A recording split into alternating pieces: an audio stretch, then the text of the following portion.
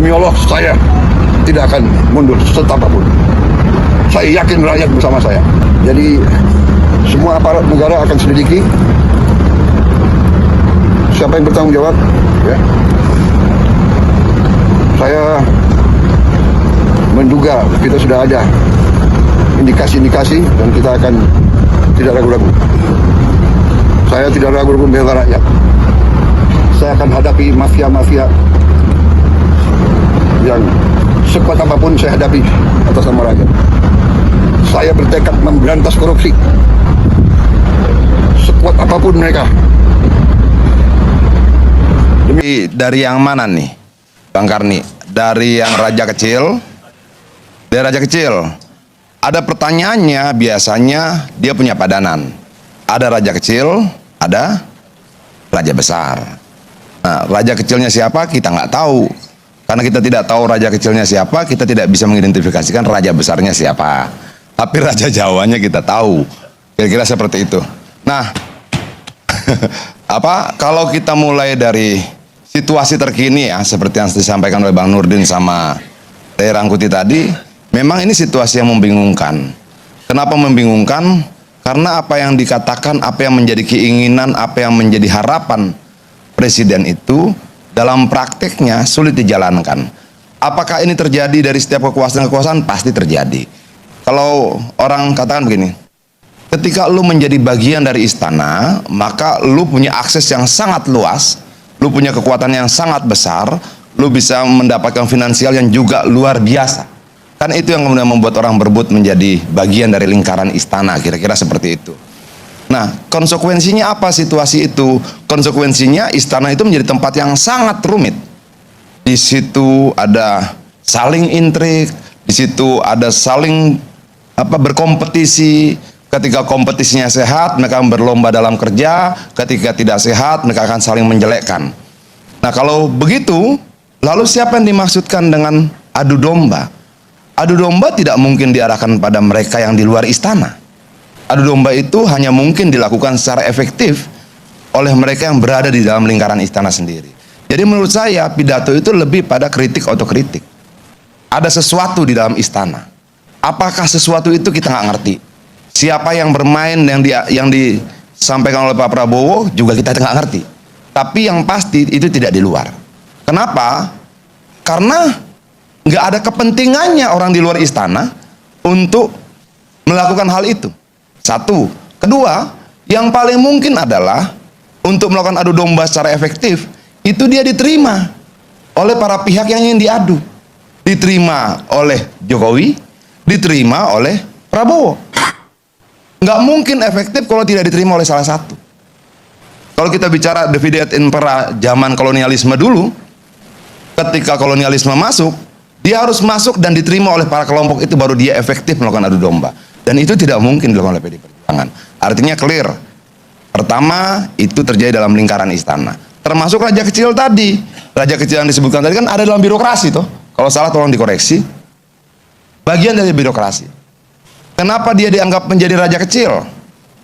Berarti dia punya power dong. Dia punya kekuatan dong. Kalau raja berarti dia punya rakyat dong. Kalau kita mau tafsirkan. Gitu loh.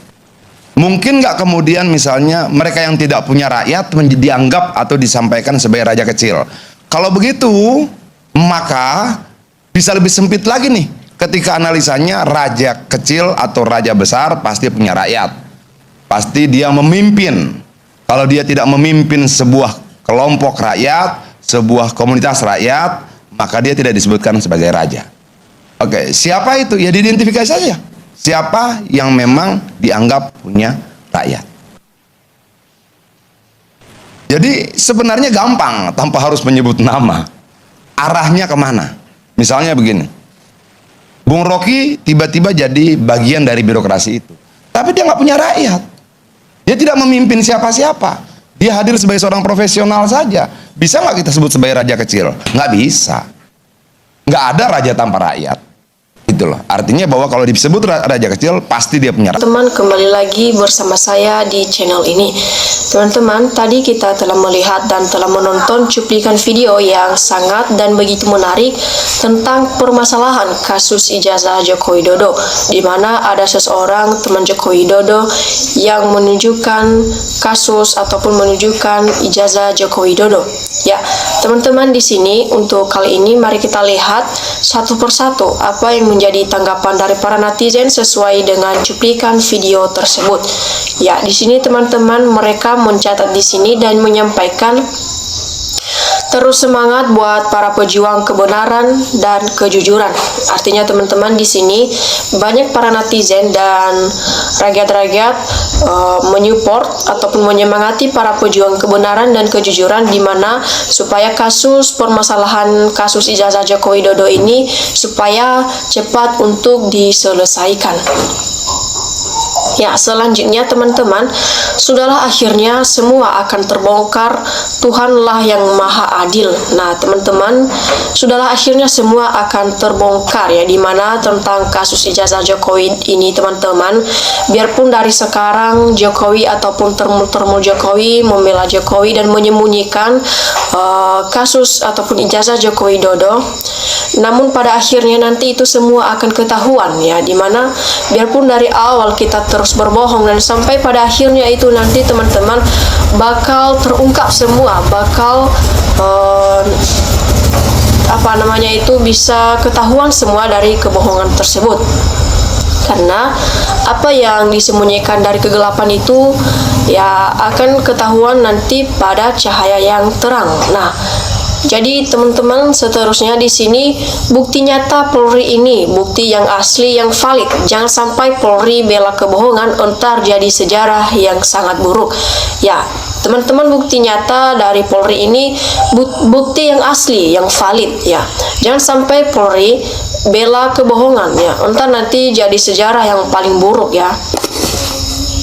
Ya, semua para ahli ataupun pakar memberikan dukungan ataupun Roy CS agar kegaduhan ijazah segera berakhir dengan hasil terang banderang. Ya, teman-teman, sekarang sudah semua para netizen sudah berharap bahwasanya kasus permasalahan ijazah palsu Joko Widodo ini berharap bahwasanya akan segera diselesaikan.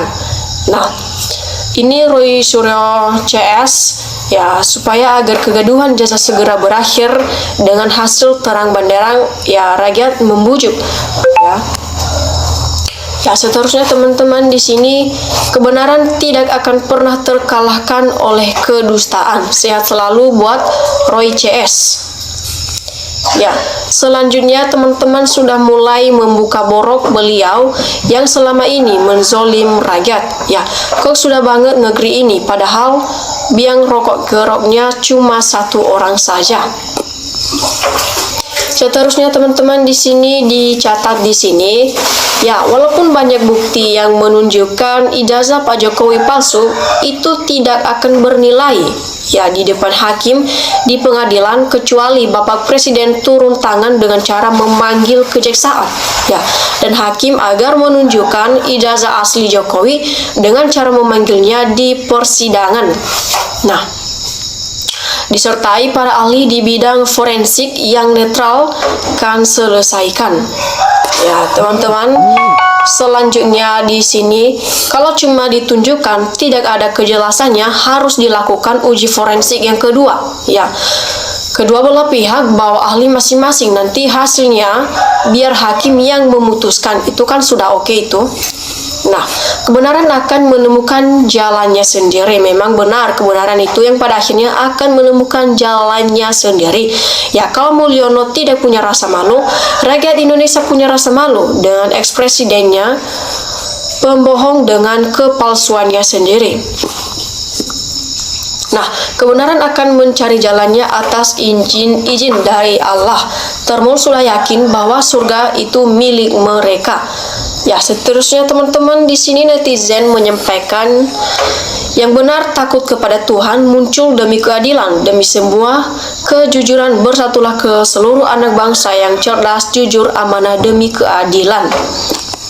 Selanjutnya teman-teman di sini disampaikan ya, tinggal menunggu pihak para penegak hukum mau berdiri setegak-tegaknya ataupun tidak. Ya, sangat betul 1000% sebagai contoh telah hadir Abu Nawas di Indonesia. Makanya Jokowi itu Abu Nawas dia. Ya, teman-teman di sini ditulis lagi dan disampaikan oleh para netizen. Katanya bagaimana sejarah mencatat apa itu peristiwa yang terjadi, baik buruk, asli ataupun palsu.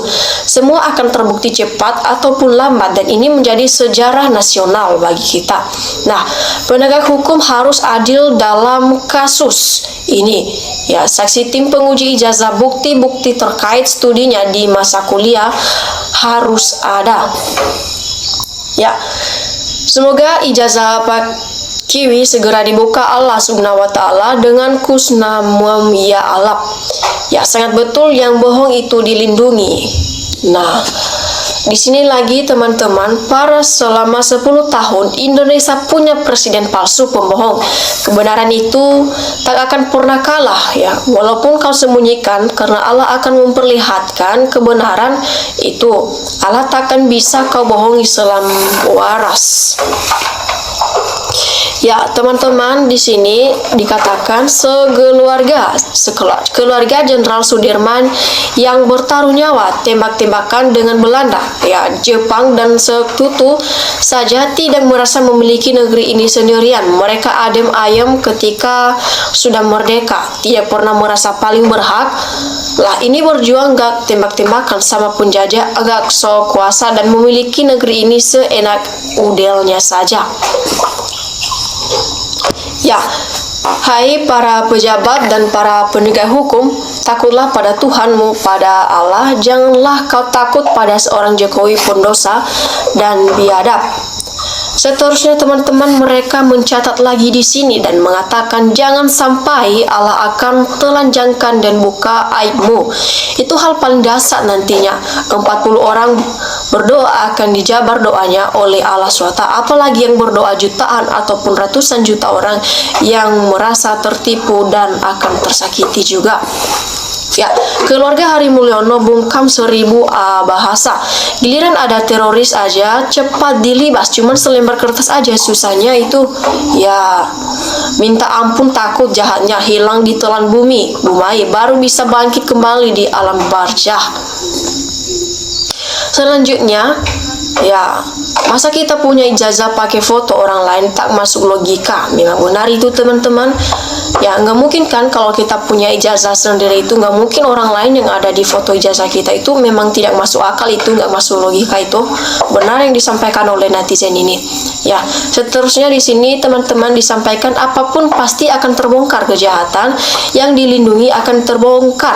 Ya, mutu kehutanan UGM yang dimotori dekan saat ini kok senderah ini ya, bayangkan skripsi milik Jokowi ya digunjingkan orang bahkan tak dipercaya loh ya.